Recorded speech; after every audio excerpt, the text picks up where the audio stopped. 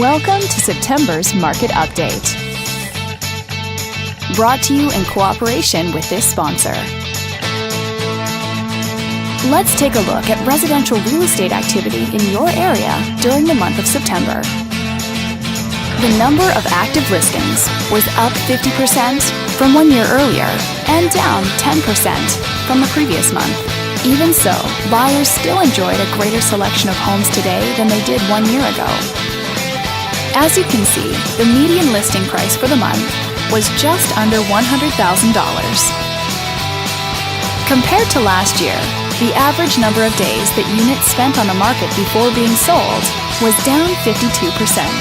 This lower number of days may signal a positive trend in the local inventory turnover rate. The median sale price was just over $70,000.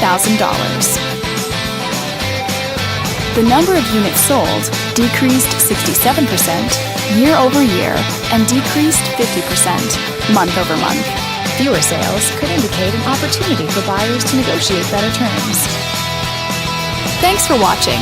We hope you use this information to make smart, informed decisions in your upcoming real estate transactions. Feel free to contact us for more information or further assistance.